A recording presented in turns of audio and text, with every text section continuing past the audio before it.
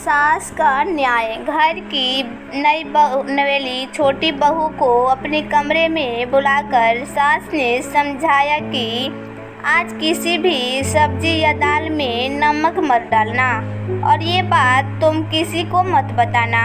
भोजन के वक्त मैं खुद सभी को बता दूंगी।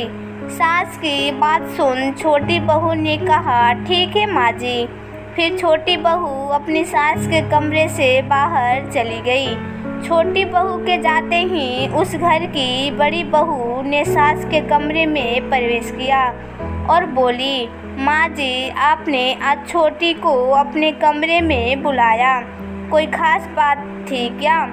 तब सास ने कहा, डांटने के लिए बुलाया था मैंने। उसे हर रोज़ भोजन में नमक ज़्यादा डाल देती है। फिर बड़ी बहू ने कहा, आपने अच्छा किया माँ जी, उसे रसोई नहीं आती, लेकिन ये बात वो मानने को तैयार ही नहीं।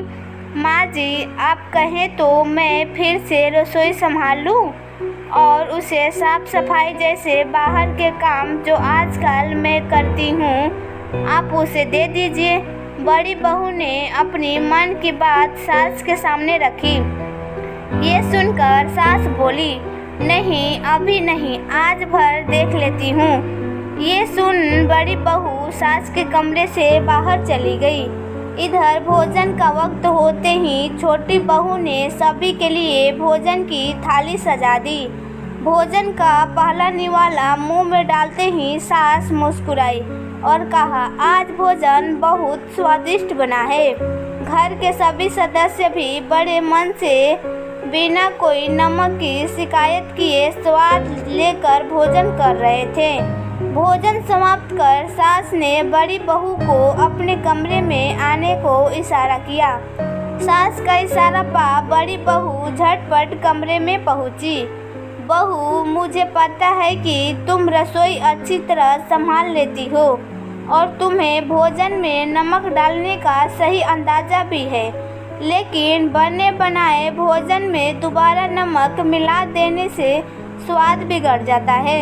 शायद इस बात का अंदाज़ा तुम्हें नहीं है। अपनी सास की बात सुन बड़ी बहू चौंक गई और कुछ बोल ना सकी, लेकिन सास ने अपनी बात पूरी की। मैंने छोटी बहू के अपने कमरे में बुलाकर आज की रसोई में नमक डालने से मना किया था, लेकिन फिर भी भोजन में नमक की मात्रा बिल्कुल सही थी। ये सुनते ही बड़ी बहू के पैरों तले जमीन खिसक गई। वो सास के पैरों में गिर पड़ी और बोली, माँ जी मुझे माफ़ कर दीजिए। सास ने उसे प्यार से कहा, बहू तुमने अपनी गलती मानी, यही बड़ी बात है, और अपना फैसला सुनाया। आज से तुम घर की साफ सफाई के साथ साथ रसोई में जाकर भोजन बनाने में छोटी बहू की मदद भी किया करोगी, ताकि वो तुम्हारी तरह नमक का सही अंदाज़ा सीख सके।